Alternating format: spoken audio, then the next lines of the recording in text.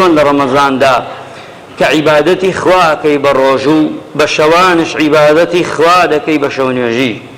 بۆیە ئیمامی شافعی دەفەرمێ ڕۆژەکانی ترتش هەوڵدا لە جیاتی ڕۆژی ڕەمەزان ئەگەتوانی سنەتەکان بگرە، ئەگە نتوانی پڕی کەرەوە بە خێری تر. شەوەکانش ئەگەتوانی شەو نوێژکە، ئەگە نتوانی شەوەکان پڕکەرەوە بە خێر و سەدەقە.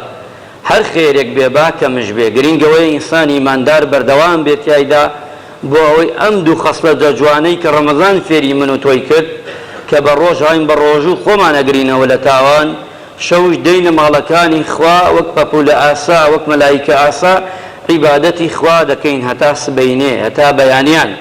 ئەمە دوو خەسڵەتی جوانە کە فێرمان دەکا. وەوتیانشە دقائق الليل غاليا یان فەرموویانە وریابن دەقەکانی شەوانی ڕەمەزان زۆر بە نرخە. ئەبێ ئینسان بایەخی پێ بدا بە تایبەتی ئەو دەقانەی ئەو سەعاتانەی کە کۆتایی مانگی ڕەمەزانی پیرۆزە.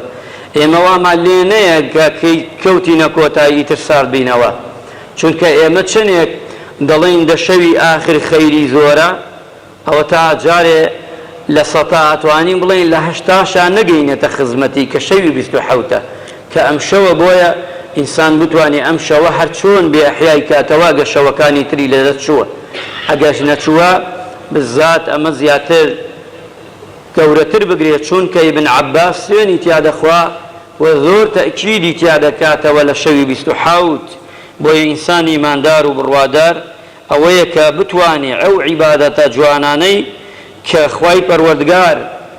خوای پەروەردگار داوێتی بە ئێمە لەم مانگە شیرینەدا ئەوش ئەوەیە بەردەوام بین تایدا، بۆ ئەوەی خوای گەورە ڕەحمان پێ